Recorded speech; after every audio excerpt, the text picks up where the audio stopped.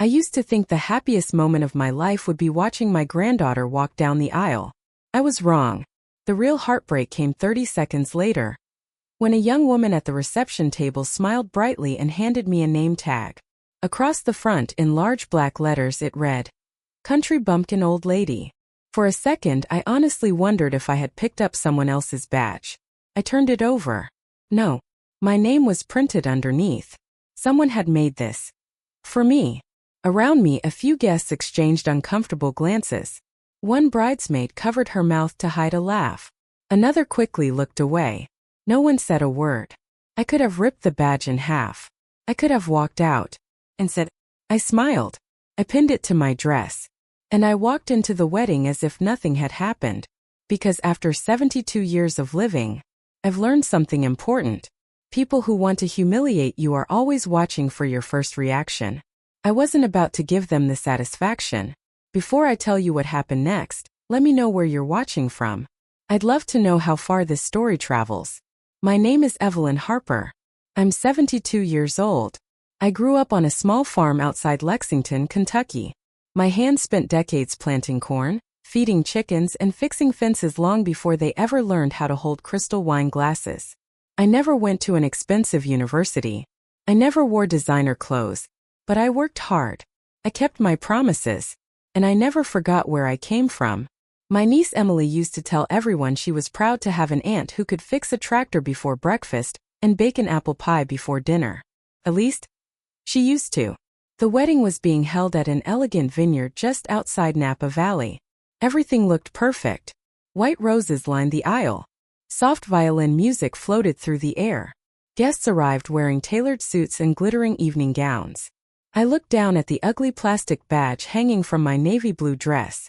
Then I looked around the room. No one else had a nickname. No one else had been turned into a joke. That moment, I realized this wasn't a mistake. Someone had wanted me to feel small.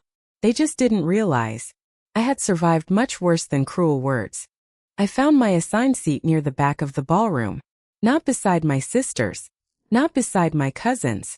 Not even at the family table. Instead, I had been placed at table 14, tucked into the far corner beside 3 strangers and an elderly couple I had never met before. I quietly pulled out my chair and sat down. One of the women looked at my name tag, frowned, and whispered, "I'm so sorry. That can't be right." I simply smiled. "It says what it says." She looked embarrassed on my behalf. I can't believe someone would do that. Neither could I. Or perhaps, I simply didn't want to believe it. As I glanced around the room, I noticed something else. Every member of my family was sitting together near the dance floor. Emily's parents, my brothers, my sisters, even distant cousins from Ohio had seats closer to the bride than I did. Only I had been quietly pushed into the corner. At first, I told myself there had to be a reasonable explanation. Maybe the wedding planner had made a mistake. Maybe someone accidentally switched the seating cards. I wanted to believe that. Then I saw my older sister, Linda. She looked directly at me. Our eyes met for just a second. Instead of waving, she quickly looked away.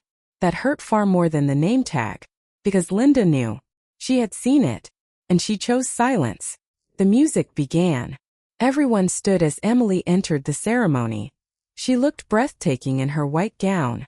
For a moment I forgot about everything else. I remembered the little girl who used to run barefoot across my farm every summer. The little girl who laughed while chasing butterflies through my cornfields. The child who once hugged me tightly and whispered, "Aunt Evelyn, when I grow up, I want to be just like you." A tear slipped down my cheek. I wasn't crying because of the wedding. I was grieving someone who was still alive. Somewhere between childhood and adulthood, Emily had forgotten the woman who had loved her without conditions. Then, just as the minister began speaking, I noticed 2 bridesmaids looking toward me. One leaned over and whispered something. The other laughed. Both glanced at my name tag. Neither looked ashamed. And in that moment, I realized the humiliation hadn't ended at the reception desk. It had only just begun. As the ceremony came to an end, guests stood and applauded while Emily and her new husband shared their first kiss. Everyone smiled. Everyone celebrated. But I couldn't stop thinking about that name tag. It wasn't just childish. It was personal. Years of living had taught me something else. Humiliation rarely happens by accident. Someone had planned this. As everyone moved toward the cocktail hour, I quietly removed my reading glasses from my purse and walked back to the reception table. The young wedding coordinator was organizing leftover place cards. She looked exhausted. I smiled kindly. "Excuse me, dear. May I ask you something?" "Of course, ma'am." I held up my name tag. "Did you print this?" The color drained from her face. She looked at the batch, then at me, then quickly shook her head. "No. I didn't create these. The family brought all the seating cards and name tags yesterday afternoon. The bride's family wanted to handle that themselves." My heart skipped a beat. "So none of this came from your office?" She shook her head again. "No, ma'am. We only placed them where we were instructed." I thanked her and walked away. The answer I had hoped for was gone. There had been no printing mistake. No careless employee. Someone in my own family had typed those words. As I walked through the garden toward the vineyard, I heard laughter drifting from behind a row of blooming roses. Instinct told me to stop. Hidden by the hedges, I recognized two familiar voices. My older sister Linda, and Emily's maid of honor Chloe. Linda chuckled softly. "I told you she'd wear it." Chloe laughed. I honestly thought she'd notice before she walked inside. Linda shrugged.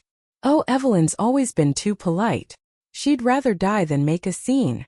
The two women laughed together. Every word landed like a stone in my chest. Then Chloe asked quietly, "Does Emily know?" Linda's smile faded. "No. And she doesn't need to. Today is about appearances. If Evelyn feels a little embarrassed, that's a small price to pay." I closed my eyes, not because I wanted to cry, because I needed every ounce of strength not to walk over there.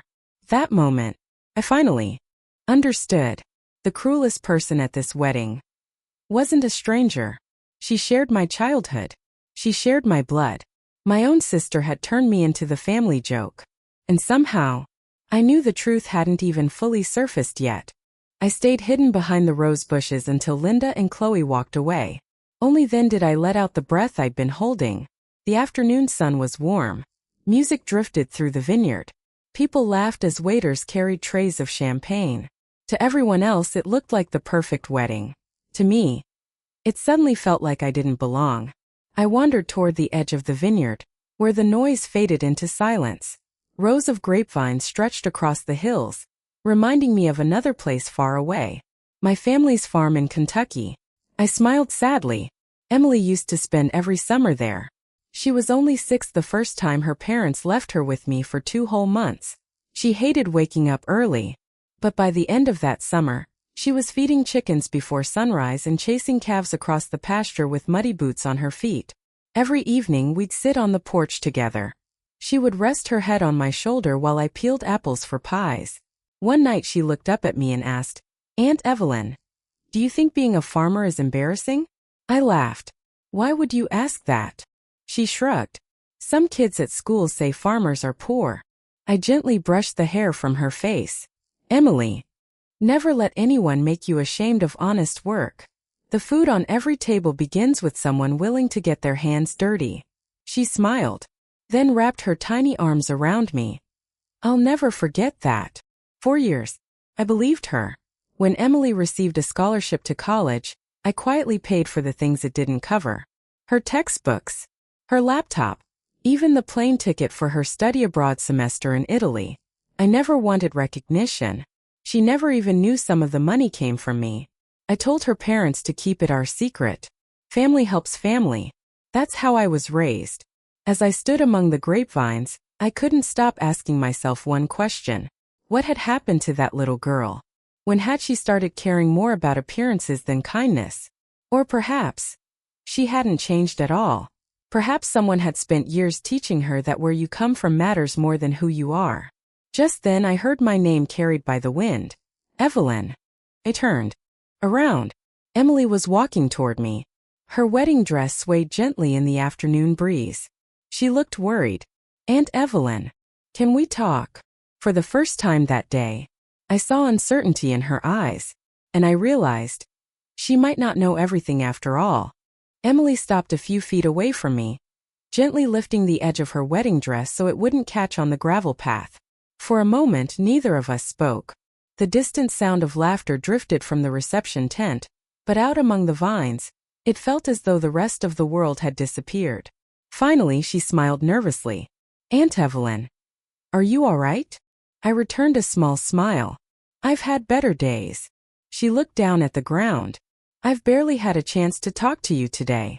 I wanted to thank you for coming." There was sincerity in her voice. The same sincerity I remembered from the little girl who used to chase butterflies across my farm. I wanted to believe it. Before I could answer, another voice interrupted us. "Well, I see I found the two most important women of the day." We both turned. An elderly gentleman was walking toward us with the help of a polished wooden cane. His name was Walter Jenkins. Walter had been my husband's closest friend for over 40 years. He had watched Emily grow up almost as closely as I had. Emily smiled warmly. "Mr. Jenkins." He hugged her gently. "You look beautiful, sweetheart." Then he looked at me. His smile faded almost instantly. His eyes settled on the plastic badge pinned to my dress. "What on earth?" He stepped closer. "Evelyn, who gave you this?" Emily frowned. "What are you talking about?" Walter pointed toward my chest. Emily looked down. The color drained from her face. She reached out with trembling fingers and lifted the badge just enough to read it. Her lips parted. "No," she whispered. "No." Her voice broke. I've never seen this before." She looked at me, tears already forming. "Aunt Evelyn, who did this?" Before I could answer, Walter spoke quietly. "I think I know." Emily slowly turned toward him. Walter sighed deeply. "I've heard your mother making jokes about Evelyn for years." He removed his glasses and rubbed his eyes. "She always called her the country aunt. Too simple. Too embarrassing for formal events." Emily stared at him in disbelief. "No, my mom wouldn't." Walter gently interrupted. "I wish I were wrong, but I heard it with my own ears. I stayed quiet because I thought they were harmless jokes." He looked directly at me. "I owe you an apology, Evelyn. I should have spoken sooner." Emily covered her mouth. Tears rolled freely down her cheeks. "My mother did this." I didn't answer. I didn't need to. The silence between us said everything. For the first time that afternoon, Emily looked less like a bride and more like a little girl whose heart had just been broken. Emily stood frozen, her eyes fixed on the insulting name tag still pinned to my dress. For several long seconds, the only sound between us was the wind moving through the vineyard. Then she whispered almost to herself, "I'm so sorry. I should have seen this." I gently touched her arm. "This isn't your fault if you truly didn't know." She looked up at me, tears filling her eyes. "I didn't. I swear to you, Aunt Evelyn. I designed every invitation. I chose every flower. But I never saw those name tags." Before I could answer, my phone vibrated inside my handbag. The screen showed a familiar name. David Marshall. My attorney. Emily glanced at the phone. "You should answer." I nodded and stepped a few feet away. "Hello, David." His voice was calm but unusually serious. "Evelyn, I wanted to make sure you brought the envelope with you." I looked inside my handbag. It was still there. A large ivory envelope tied with a dark blue ribbon. "I have it." "Good. Have you already given it to Emily?" I looked toward my niece. She was standing quietly with Walter, wiping away tears. "No, not yet." David paused. "Then don't." I frowned. "What do you mean?" "I've just received new information. There are family matters you need to understand before making any decisions." A cold feeling settled in my stomach. What happened? I'd rather explain in person. But until we speak, please don't hand over the envelope. The call ended. I slowly lowered my phone. Emily walked toward me. "Everything okay?" I forced a smile. "It was just my lawyer." Her eyes widened. "Lawyer?" I hesitated for a moment. Then I reached into my handbag and carefully removed the ivory envelope. Emily looked confused. "What's that?" I held it in both hands. For almost 5 years. I've carried this plan in my heart. Your Uncle Thomas and I agreed that one day, this would become your wedding gift. Emily stared at the envelope in disbelief. My wedding gift? I nodded. It isn't jewelry. It isn't cash. It's something much more important. Her hands instinctively reached toward it, then stopped. She looked at me with hopeful eyes. I gently pulled the envelope back against my chest. I'm sorry, sweetheart. Not today. Confusion spread across her face. Why? I looked into her eyes. Because before I give you something that could change your future, I need to know whether the family I've loved all my life still deserves my trust. Emily stood silently, staring at the ivory envelope in my hands. For a long moment, neither of us moved. Then, to my surprise, she slowly lowered her hands. If you're not ready, I understand. I don't want anything that doesn't come from your heart. Her answer caught me off guard. There wasn't a trace of disappointment in her voice, only sadness and respect. Before I could respond, hurried footsteps echoed across the stone pathway. Emily. Her mother, Linda, came rushing toward us, forcing an anxious smile the moment she saw the envelope. There you are. Everyone's looking for you. Then her eyes landed on what I was holding. What is that? Emily wiped away her tears. Aunt Evelyn said she brought me a wedding gift. Linda's expression changed instantly. A wedding gift? She laughed lightly. Oh, Evelyn, you didn't have to. But since we're all family, why don't you give it to her now? Her voice sounded casual. Her eyes did not. They never left the envelope. I calmly slipped it back into my handbag. I've decided to wait. Linda blinked. Wait. For what? I'd simply like to think a little longer. Her smile became strained. Evelyn. I'm sure Emily would love to open it today. I'm sure everyone would. I shook my head gently. Not today. For the first time, Linda's mask slipped. Honestly, Evelyn, you've always had a flair for making everything dramatic. Emily immediately turned toward her mother. Mom. Stop. Linda looked stunned. What did you say? I said stop.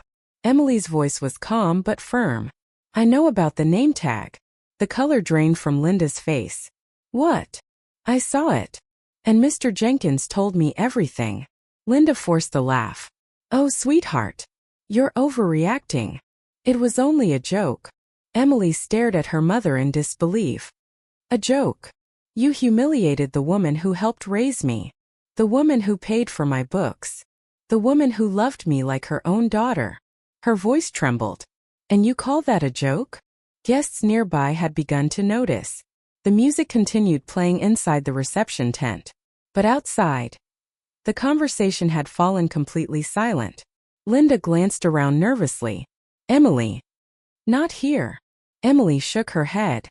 No. You chose today. So today is exactly when we're going to tell the truth. For the first time all afternoon, I wasn't the one standing alone. Emily quietly walked over and slipped her hand into mine. She squeezed it gently, without saying another word. She made her choice, and everyone watching could see it. Emily never let go of my hand. Instead, she looked straight at her mother and took a deep breath. No, Mom. We're not hiding this. Before Linda could respond, Emily turned and walked toward the reception tent, gently pulling me with her. Emily. Linda called nervously. What are you doing? Emily didn't answer. Within seconds, we were standing inside the beautifully decorated ballroom again. The band was playing softly. Guests were chatting over champagne and dinner. No one expected what happened next. Emily walked directly to the stage. She reached for the microphone beside the wedding band's piano. The music stopped. The room slowly fell silent. More than 100 guests turned toward the bride. Emily's new husband looked confused but nodded encouragingly. Emily swallowed hard. I know this isn't part of today's schedule. But before this celebration continues, there's something I need everyone to see. My heart began pounding. She gently touched the name tag still pinned to my dress. Most of you probably haven't noticed this. She carefully removed it and held it high for everyone to read. A murmur spread across the ballroom. Faces changed one by one. Some looked shocked. Others looked embarrassed. Several guests gasped aloud. Emily's voice trembled. "This was placed on my Aunt Evelyn today. It says, Country Bumpkin Old Lady." The ballroom became completely silent. Not even a fork touched a plate. Emily looked across the room until her eyes found her mother. I didn't know this existed. But someone in my own family thought humiliating the woman who helped raise me was somehow acceptable. Linda stood frozen. She forced a smile. "Emily, it was only a harmless joke." Emily slowly shook her head. "No. A joke makes everyone laugh. This only hurt one person." Then Emily turned back toward the guests. "When I was little, my Aunt Evelyn taught me that dignity is something you protect in other people. Today, I failed to protect hers." She walked over to me. With tears streaming down her face, she wrapped both arms around me. "I'm so sorry, Aunt Evelyn. I should have noticed. I should have stopped it." The room remained silent. Then one by one, guests began standing. First Walter. Then the elderly couple from my table. Then cousins. Then friends. Within seconds, the ballroom erupted into applause. Not for the wedding. For kindness. For courage. For a woman who had endured humiliation without losing her grace. And for the first time that day, the person everyone was looking at was no longer the country bumpkin. She was the most respected woman in the room. The applause slowly faded. No one returned to their seats. The ballroom remained completely silent. Emily was still standing beside me, her hand wrapped around mine as though she was afraid to let go again. Across the room, Linda stood frozen.